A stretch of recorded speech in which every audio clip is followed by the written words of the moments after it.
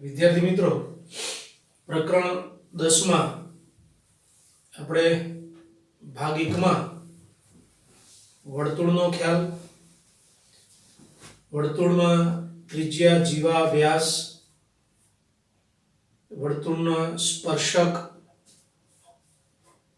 અને એ વર્તુળને લગતા કેટલાક MCQs આપણે સ્વાધ્યાય 10.1 માં શીખ્યા હતા.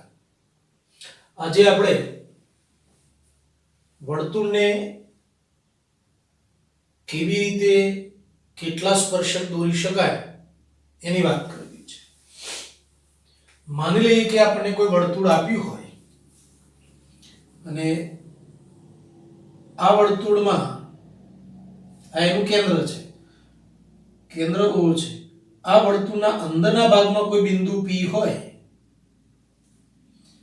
તો આ અંદર આવેલા, આ વર્તુળની અંદર આવેલા આ બિંદુમાંથી વર્તુળને કેટલા સ્પર્શક દોરી શકાય? તમે જુઓ, આ વર્તુળની અંદર આવેલા બિંદુ P માંથી જ્યારે આપણે કોઈ રેખા દોરીએ ત્યારે સ્પર્શક નથી બનતો, આ તો છેદિકા બને છે. વર્તુળને આ રેખા બે ભિન્ન બિંદુમાં છેદે છે અને બે ભિન્ન બિંદુમાં છેદતી રેખાને આપણે વર્તુળની છેદિકા કહીએ. એટલે અહીંયા આપણને કોઈ સ્પર્શક ન મળે. જ્યારે વર્તુળની અંદર કોઈ બિંદુ આવેલું હોય ત્યારે અંદરના બિંદુમાંથી વર્તુળને ક્યારે સ્પર્શક દોરી શકાય નહીં. વર્તુળ પર કોઈ બિંદુ આવ્યું હોય, અહીંયા એક વર્તુળ છે, વર્તુળ પર અહીંયા બિંદુ P છે, તો વર્તુળ પરના બિંદુમાંથી વર્તુળને કેટલા સ્પર્શકો દોરી શકાય? તો આપણે ગઈકાલે શીખ્યા હતા કે વર્તુળ પરના બિંદુમાંથી વર્તુળને એક જ સ્પર્શક દોરી શકાય. વર્તુળ પર કોઈ બિંદુ આવેલું હોય તો એ વર્તુળ પરના બિંદુમાંથી વર્તુળને એક જ સ્પર્શક દોરી શકાય. જો વર્તુળની બહારના ભાગમાં કોઈ બિંદુ આવેલું હોય, વર્તુળ છે, વર્તુળની બહારના ભાગમાં કોઈ બિંદુ આવેલું હોય તો આ બહારના બિંદુમાંથી વર્તુળને બે સ્પર્શકો દોરી શકાય. એક આ સ્પર્શક થયો, બીજો આ સ્પર્શક થયો. અહીંયા આપણે સ્પર્શ બિંદુ A કહીએ, અહીંયા સ્પર્શ બિંદુ B કહીએ. બે સ્પર્શકો થયા, PA અને PB. તો ફરી એકવાર આ વાતને આપણે યાદ કરી લઈએ. જો વર્તુળની અંદરના ભાગમાં કોઈ બિંદુ હોય તો વર્તુળને એકે સ્પર્શક ના મળે. વર્તુળ પરનું કોઈ બિંદુ હોય તો એ વર્તુળ પરના બિંદુમાંથી વર્તુળને એક જ સ્પર્શક દોરી શકાય. વર્તુળની બહારના ભાગમાં કોઈ બિંદુ હોય તો એ બહારના બિંદુમાંથી વર્તુળને બે સ્પર્શકો દોરી શકાય. હવે આપણે પ્રમેય 10.2 એની સાબિતી શીખવાની નથી, પણ એની પ્રતિજ્ઞાને આપણે સમજવાની છે કે વર્તુળની બહારના બિંદુમાંથી, એક વર્તુળ છે O કેન્દ્ર વાળું, એનું બહારનું બિંદુ આ P છે. P માંથી વર્તુળને સ્પર્શક દોરવો હોય તો અહીંયા એક સ્પર્શક PB અને અહીંથી એક સ્પર્શક PA મળે. તો અહીંયા બે સ્પર્શકો થયા, PA અને PB. આ જે બે સ્પર્શકો છે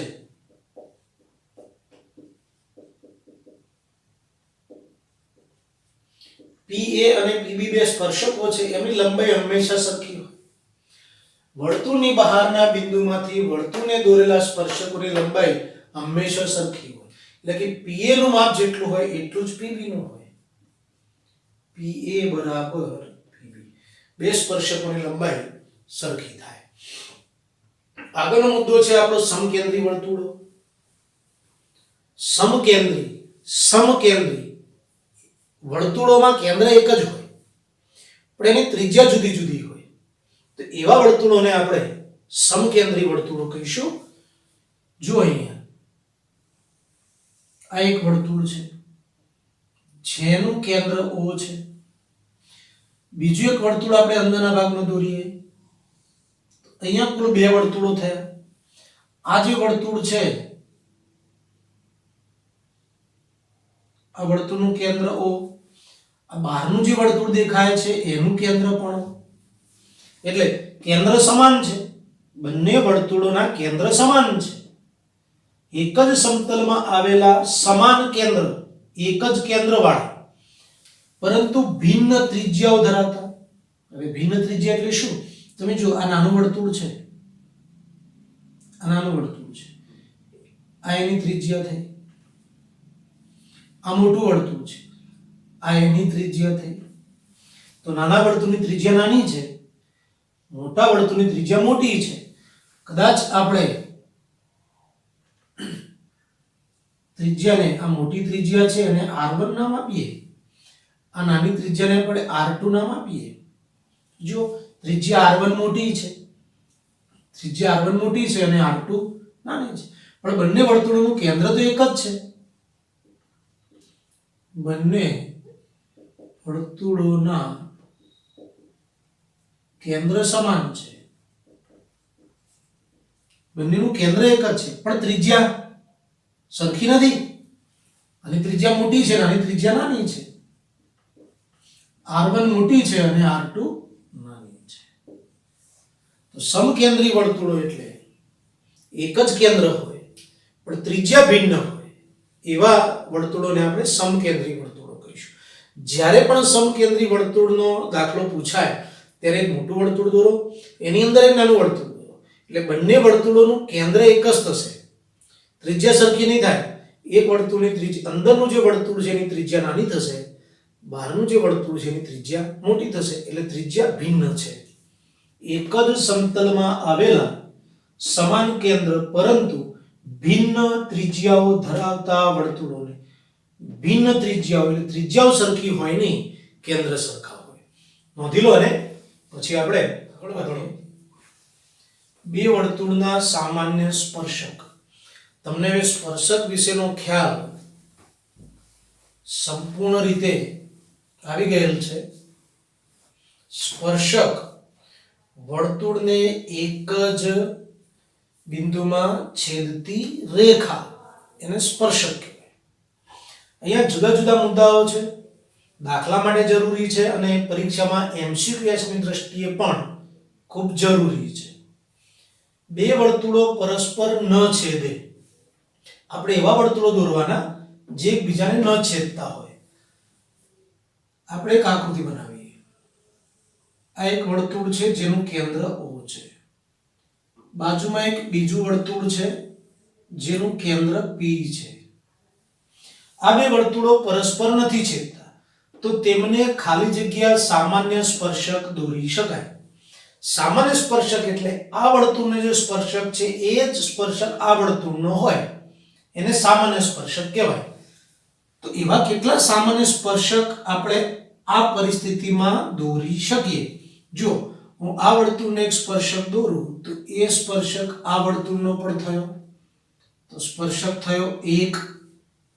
એ જ પ્રમાણે સામાન્ય સ્પર્શક આ વર્તુળને જે છેદે છે એ આ વર્તુળને પણ છેદે, એને સામાન્ય સ્પર્શક કહીશું. જો બે સ્પર્શકો થયા. એ જ પ્રમાણે બંને વર્તુળને સ્પર્શે એવો સ્પર્શક દોરવાનો છે. જો બંનેને સ્પર્શે છે એટલે 3 થયા. એ જ પ્રમાણે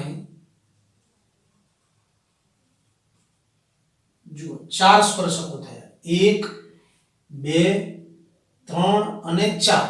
એટલે કે જ્યારે બે વર્તુળો પરસ્પર ન છેદતા હોય ત્યારે આ બંને વર્તુળોના સામાન્ય સ્પર્શકોની સંખ્યા મળે 4. પરીક્ષામાં પૂછાયેલ છે. બે વર્તુળો પરસ્પર બહારથી સ્પર્શે, બે વર્તુળો છે સ્પર્શે છે પણ બહારથી. તો એક આ વર્તુળ છે O કેન્દ્ર વાળું, બીજું એક વર્તુળ દોરીએ બહારથી સ્પર્શે એમ. જો બહારથી સ્પર્શે છે, આનું કેન્દ્ર P છે. તો બે પરસ્પર બહારથી સ્પર્શતા વર્તુળો છે, એમને કેટલા સામાન્ય સ્પર્શક દોરી શકાય? જુઓ, આ એક સ્પર્શક થયો જે બંનેને સ્પર્શે છે, આ બીજો સ્પર્શક થયો જે બંને વર્તુળોને સ્પર્શે છે, ત્રીજો સ્પર્શક થયો. તો આવી પરિસ્થિતિમાં આપણે 1 2 અને 3 વધુમાં વધુ 3 સ્પર્શકો દોરી શકીએ. આગળ વધીએ. બે વર્તુળ પરસ્પર અંદરથી સ્પર્શે છે. અહીંયા બે વર્તુળો પરસ્પર બહારથી સ્પર્શતા હતા, અહીંયા પરસ્પર અંદરથી સ્પર્શે છે એટલે આકૃતિ આપણે આમ દોરવી પડે.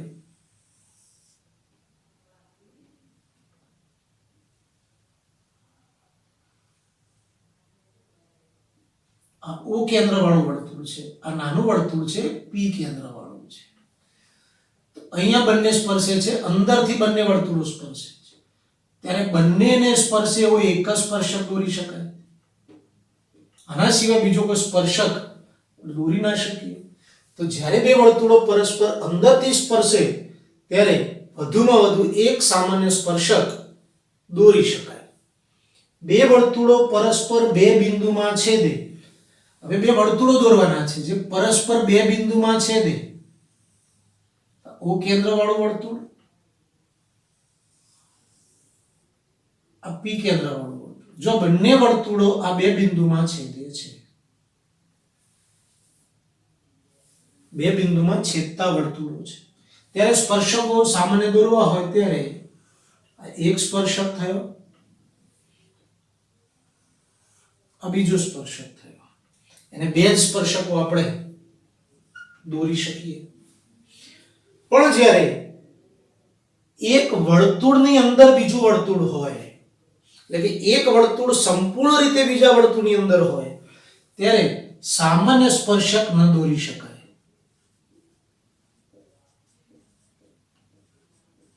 આવી પરિસ્થિતિમાં આપણને કોઈ સામાન્ય સ્પર્શક મળશે નહીં. ઝડપથી આનું એકવાર આપણે પુનરાવર્તન કરી લઈએ, યાદ રહી જાય એમ છે. જ્યારે બે વર્તુળો પરસ્પર છેદતા ન હોય ત્યારે કુલ સામાન્ય સ્પર્શકોની સંખ્યા 4 મળે. જ્યારે બે વર્તુળો પરસ્પર બહારથી સ્પર્શે ત્યારે બંને વર્તુળને સ્પર્શતા સ્પર્શકોની સંખ્યા 3 મળે. બે વર્તુળો જ્યારે પરસ્પર અંદરથી સ્પર્શે ત્યારે એક જ સ્પર્શક મળે. બે વર્તુળો પરસ્પર બે બિંદુમાં છેદે ત્યારે વધુમાં વધુ એને બે સ્પર્શકો દોરી શકાય. અને એક વર્તુળ સંપૂર્ણ રીતે બીજા વર્તુળની અંદરના ભાગમાં હોય ત્યારે એવી પરિસ્થિતિમાં આપણે સ્પર્શક દોરી શકતા નથી. ત્રિકોણનું અંતઃવૃત્ત સમજીએ. અહીંયા એક ત્રિકોણ છે, આ ત્રિકોણના અંદર એક વર્તુળ છે. તમે જુઓ, આ જે વર્તુળ છે એ વર્તુળ આ ત્રિકોણની ત્રણેય બાજુઓને સ્પર્શે છે. નજર કરો, AB ને સ્પર્શે છે, બાજુ BC ને પણ સ્પર્શે છે અને AC ને પણ સ્પર્શે છે. તો ત્રિકોણની અંદર સમાયેલ અને ત્રિકોણની ત્રણેય બાજુઓને સ્પર્શતા આ વર્તુળને આપણે ત્રિકોણનું અંતઃવૃત્ત કહીશું. વર્તુળ છે એ ત્રિકોણના અંદર છે. કેવી પરિસ્થિતિમાં છે? ત્રિકોણની અંદર તો છે જ, પણ ત્રિકોણની ત્રણેય બાજુઓને સ્પર્શે છે, એટલે એવા વર્તુળને આપણે ત્રિકોણનું અંતઃવૃત્ત કહીશું. હવે આ વર્તુળ છે એટલે કે જે અંતઃવૃત્ત છે એની આ ત્રિજ્યા થાય. ત્રિજ્યા તો ખબર છે, આ વર્તુળ છે તો આ વર્તુળની ત્રિજ્યા. તો અંતઃવૃત્તની જે ત્રિજ્યા છે એને આપણે અંતઃ ત્રિજ્યા કહીશું. આ અંતઃ ત્રિજ્યા થઈ. અંતઃવૃત્તનું જે આ કેન્દ્ર છે એને આપણે અંતઃ કેન્દ્ર કહીશું. અંતઃવૃત્તની ત્રિજ્યાને અંતઃ ત્રિજ્યા, અંતઃવૃત્તના કેન્દ્રને અંતઃ કેન્દ્ર તરીકે ઓળખવામાં આવે છે. પરીક્ષામાં આને લગતા દાખલા પૂછાય છે, જોઈએ. અહીંયા એક કાટકોણ ત્રિકોણ ABC છે, એમાં ખૂણો B કાટખૂણો છે. એક વર્તુળ આ ત્રિકોણની ત્રણેય બાજુઓને સ્પર્શે છે, એટલે આ વર્તુળ અંતઃવૃત્ત છે. ત્રિકોણનું આ અંતઃવૃત્ત છે. આને આપણે એની અંતઃ ત્રિજ્યા કહીએ, આને પણ અંતઃ ત્રિજ્યા કહેવાય. આ ત્રિજ્યાઓ છે બધી, આ પણ ત્રિજ્યા છે. તો આ અંતઃ ત્રિજ્યા નું સૂત્ર આપણે મેળવ્યું છે. અંતઃ ત્રિજ્યા યાદ રાખીએ કાટખૂણો બનાવતી બાજુઓનો સરવાળો કરો. કાટખૂણો બનાવતી બાજુઓના માપનો સરવાળો કરો. સૂત્ર યાદ રાખજો, ઓછા કર્ણ ભાગ્યા 2. આ સૂત્ર મૂકીએ ત્યારે આપણને આની અંતર ત્રિજ્યા મળે. કેવી રીતે? કાટખૂણો બનાવતી બાજુઓ કઈ છે? તો આ કાટખૂણો છે. કાટખૂણો બનાવતી બાજુઓ એક AB અને બીજી BC. આ બે બાજુઓ કાટખૂણો બનાવે છે. તો આ બે કાટખૂણો બનાવતી બાજુઓ છે, એનો સરવાળો કરો. AB વત્તા BC ઓછા કર્ણ, તો કાટખૂણાની સામેની બાજુ આ કર્ણ છે એટલે ઓછા AC નીચે 2. આ આપણને સૂત્ર મળે અંતઃત્રિજ્યાનું. વિદ્યાર્થી મિત્રો, આજે તમને જે કંઈ થિયરી સમજાય છે, વિડીયો એકવાર જુઓ, એને તમારી નોટમાં નોંધી લો. ના સમજ આવે વિડીયોને ફરીથી જુઓ. થિયરી તમારી જેટલી રેડી હશે, તૈયાર હશે, થિયરીને તમે જેટલી વધારે સમજ્યા હશો, એટલું તમે ગણિતને પરીક્ષામાં ટ્વિસ્ટ કરીને પૂછાય ત્યારે તમે એને ન્યાય આપી શકશો.